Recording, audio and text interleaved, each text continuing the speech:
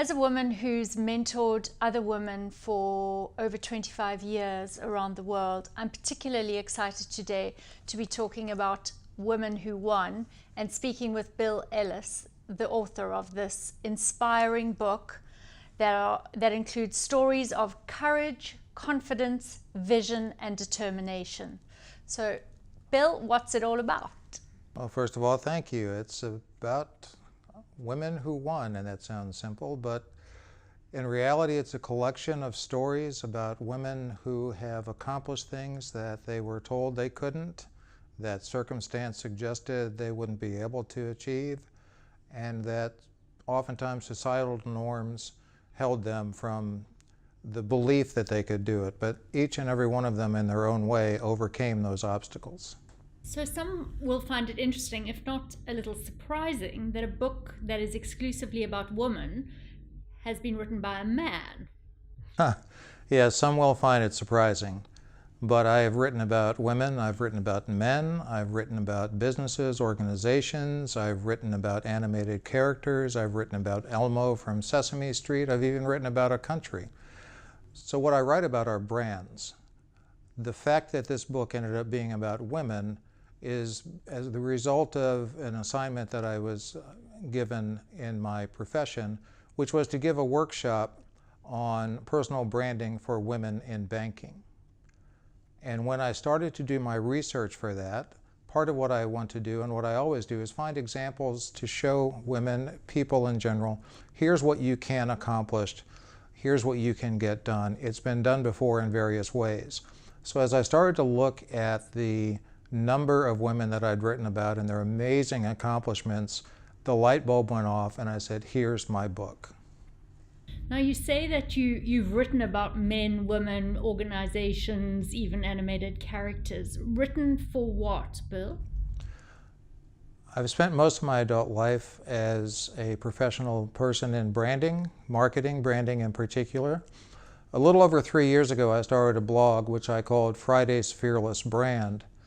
And I posted that in a private group of Go-Giver coaches, and one of my friends there said, well, I guess we'll be seeing this every Friday now, which I had not anticipated. Since then, for virtually every Friday, save for a half dozen, I've written a blog about branding, about fearless brands, and each week it's a different subject, which covers the variety of people and groups that I just mentioned. So this book features 28 incredible women, each with their own story of accomplishment. Is there a particular woman or story that stands out for you? The easy and honest answer is no, because every time I think of a story or I think of an accomplishment or I think about a particular woman, another one pops into mind.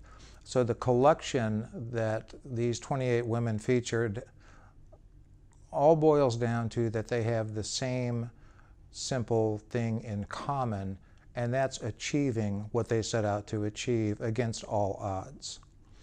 If I were to force to pick one subject in the book, it would be somewhat easy for me because the first chapter is about my mom, Billy Pecco, as she was first born, who overcame a tremendous amount in her life, did not make a global impact, will never be known globally, yet she did exactly what every one of these women in the book have done, and that is overcome odds that were stacked against her and achieve things that she knew she could do, sometimes with help of others, oftentimes just through sheer determination and talent.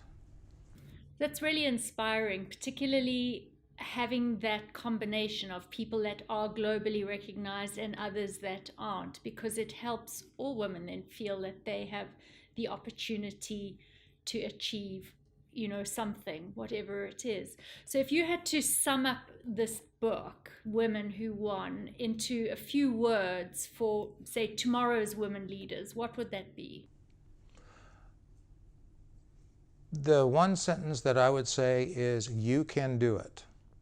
And that's what every woman in this book came to understand. Many of them got that message from a very early age from their father or their mother or both parents. Many of them were able to find mentors early and throughout their life. But the common theme is that they all had a belief that they could do it. So the starting point needs to be understanding that it can be done. It won't be easy. It might be simple to say that it can be done, but it won't be easy. However, it can happen through, as the book says, through courage and through determination and through vision. Your end can be achieved. What would you want men to take away from this book? Well, first of all, I'd like men to take away the exact same thing I just said that I would ask women to take away, which is you can do it. Don't let things keep you back artificially. Don't let circumstance keep you from achieving what you want to achieve.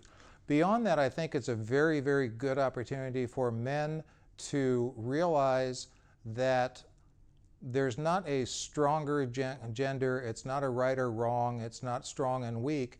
There's a difference, certainly.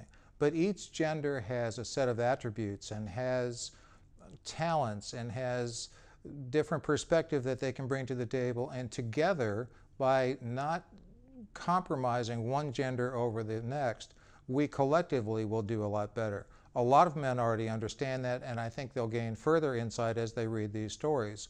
There are certainly some men that need to start from a more remedial place and start to understand the potential and the talent that women bring to the world. So many of us believe that we have a book in us. So many of us aspire to writing a book. And this, I understand, is your first published book. Yes. So you've done it. So what tips or hints would you have to help those of us who haven't yet had the courage to write our own book? I'm starting to get repetitive, but the first thing I would say is you can do it. So writing a book, to me, was very daunting. It was something that I've put off for years. I've had a lot of people in my life encourage me to write a book. I've had a lot of people compliment me on my writing, which is very gratifying because I take great pride in my writing. That doesn't mean that I felt that either I had something to say that people wanted to hear or that I considered myself an author. So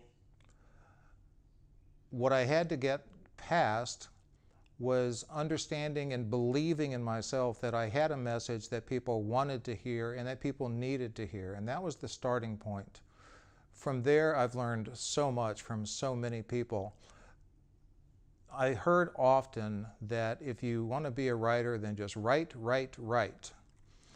And John David Mann, the co-author of The Go-Giver and a good friend and mentor of mine, puts it this way.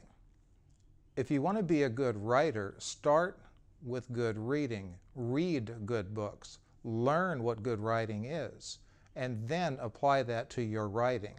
Then when you have a message, and we all have a story, and we all have a story that should be told, and we all have a story that someone wants to hear, the key is writing it well. So that the thing about writing a book that I found is focus on creating a good book as opposed to just publishing a book. There are a lot of books out. There are tens of thousands of books published every year. There aren't tens of thousands of books every year that are really good books. So focus on the quality of the content. Be open to getting criticism from people that you trust.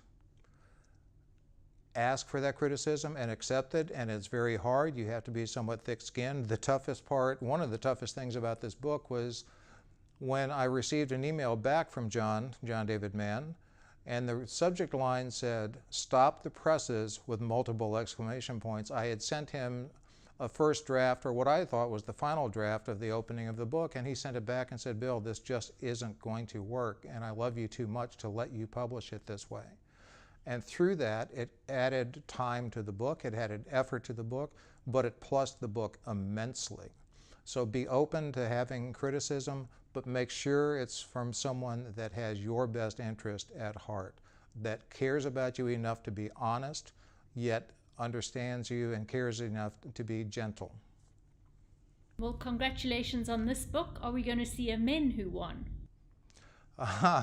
Well, there certainly is no shortage of men who won. I think that I'd be more likely to publish a book titled More Women Who Won, because culling this book down to 28 women was very, very difficult. As a matter of fact, it started as 25.